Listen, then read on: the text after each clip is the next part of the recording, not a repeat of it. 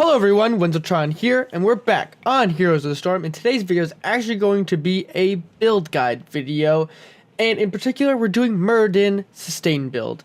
And so just real quick, Muradin is a frontline warrior. He is a all-around pick. I would use him in almost any team comp, and overall, since his most recent rework, he actually has received quite a bit of power level adjustment with his baseline Q quest, which we'll go into soon.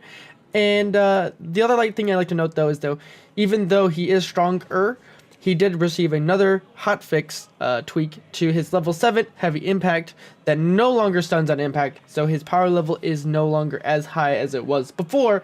But with that, everybody, let's get into this video. Here is the baseline overview of his kit. Muradin is, as I said, a warrior, so he's all about sustain and hard engage. So we're going to start with his trait. His trait is Second Wind, and so when you take damage after 4 seconds of leaving combat, you will regenerate your HP. So we're just going to go take over here and take about half of our HP so I can show you guys what I mean by this. Muradin, as I said, is very tanky, so it's going to take a little bit. And okay, more than enough, and give it 4 seconds, and bam, there's the visual indicator. So you get that little plus, and now my health is regenerating at 243 per second, and it'll drop below that once we hit 40% of our HP, like so. So that's pretty straightforward. Muradin's trait in the laning phase will allow you to be somewhat of a bully, where if you're roaming and trying to get ganks, or just applying some meaningful damage where the enemy team has to go back and hit the sippy cup, that can prove to be a very powerful sustain tool in the early game, especially tying that into your Q stacking. And so with that, everybody, we're going to go into his Q ability, which is Storm Bolt. So this ability is pretty straightforward and simple. It is a straight line skill shot like so, and it stuns the target for 1.25 seconds. The baseline quest to this ability is after hitting 25 heroes, your Q will pierce 2 targets. So let's complete the quest here, like that, and now you'll see it continue on through like that. Or if I position myself between these 2 giants, you can see that both of them get stunned. So this just helps Muradin be even more of a hard engaged tank and incentivize player skill. You know, the better you are, the faster you'll complete the quest, and the more consistently you're stunning, because you also do get a cooldown reduction every 1 second on Storm Bolt after completing it as well. And so Muradin's W ability is called Thunderclap. It is just an AoE ability that improves your CC on a team. It's pretty generous range, as you can see here. It's the area around Muradin. This slows targets by 25% and also reduces attack speed by 25%. This ability is tied later on into the sustain build, and we'll be getting into that shortly. So Muradin's last basic ability is Dwarf Toss. As you can see here, it's got a pretty generous range with an impact radius as well. Muradin can jump, dealing a small amount of damage to the enemy. He also gains armor while through the air, as you can see there, for 2 seconds. So you can kind of see like that. And the other thing to note is, obviously, since it's a jump, that means you can jump over impassable terrain. So as you get better at it, or if you're used to playing a Genji, you guys can know being all creative with your jumping skills. It's really important to be able to understand how to engage. For Muradin's ultimate ability, in this build particularly, we're going to go for Avatar. So Avatar used to be more powerful than it is in its current form, but it's just a huge health buff of 2,309 at level 20 for 20 seconds. That's a pretty decently long time. So if we show Muradin right here real quick, you're going to have a larger Muradin. I would say the size of the hero is about 2 size. I mean, as big as one of these giants, like you can see here. So the one thing to know about this is you can actually body block better, and you can have a very, very large health pool. I mean, I have 8,372 at level 20 here. So that's really important. The other thing is I do have my talent picked right there. So the reason you saw the armor is the level 20 upgrade to that talent. But we'll get into that later on. I just wanted to mention it real quick, just so I'm not confusing anybody. All right. Now that we've gone over the basic kit of Muradin, let's go over one more thing about how to play him. Because Muradin, I think, is one of those heroes. When I first started playing heroes, the hero felt quite a bit dull to me. and I didn't really understand the idea of what to do. I mean, the tank role itself is quite complex, so now that I've gotten used to it, it's much better to do. So Muradin, I would say, his engage combo is something like this, where you're going to want to leap onto someone with your dwarf toss, and the other thing is you can press your Q, like precast it, it'll Q your Q, if that makes sense. Like, it's going to, no matter where you do it, if I'm like looking around, so if I'm pressing this fast enough, as you can see, so I'm going to jump toward this boss here and then press my Q. As you could hopefully hear the click there, I had already pressed my Q as I jumped. So no matter where you impact, you're going to automatically fire off that Q.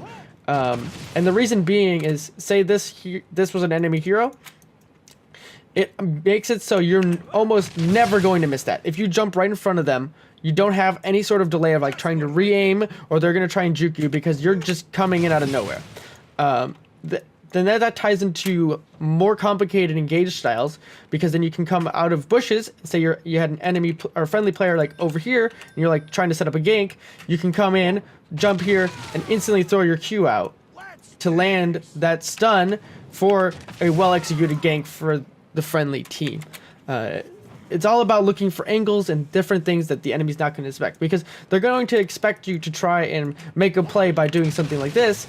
But if you're trying to do something more unorthodox, that is the key to Muradin.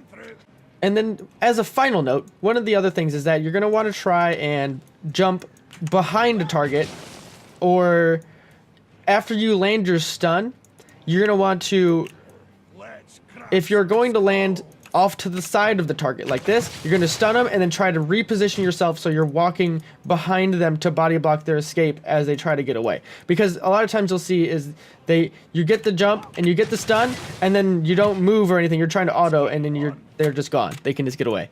Body blocking is super important in this game, and for Muradin it's even more so.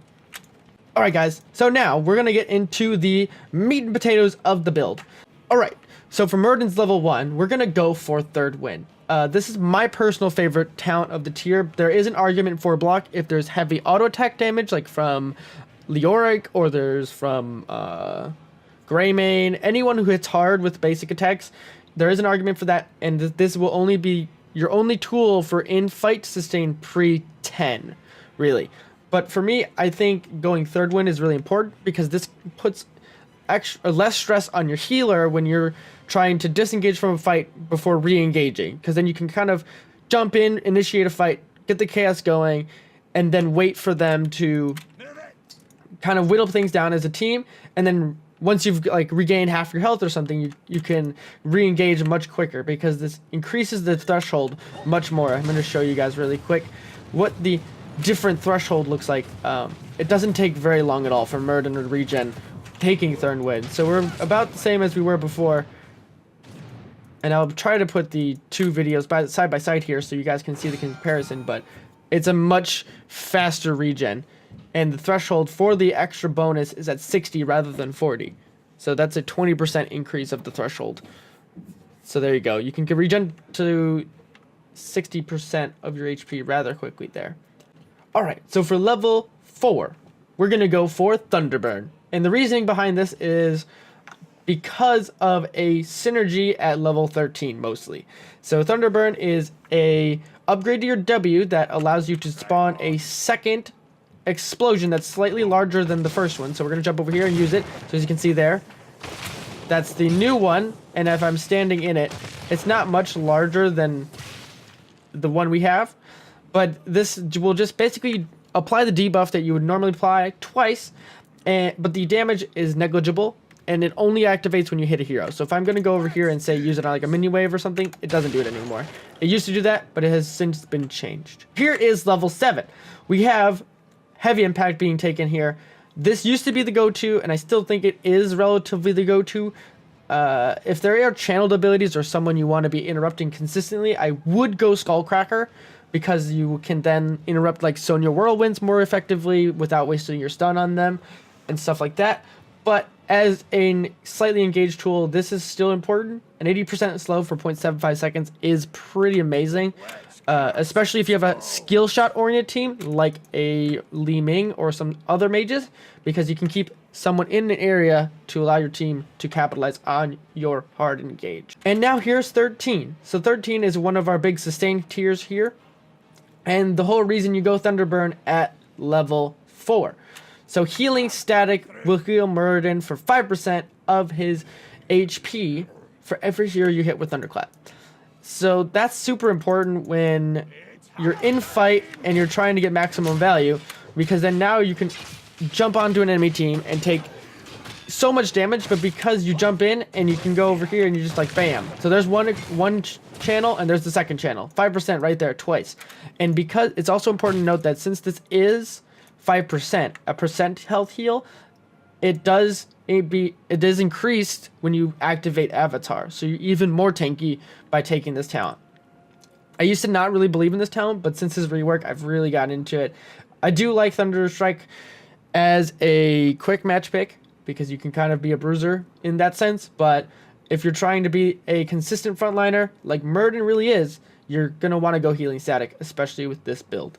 Alright, so for 16, I've taken Stone Form. So as you can see there, I've activated my D key and I'm healing for 30% of my current HP over 10 seconds.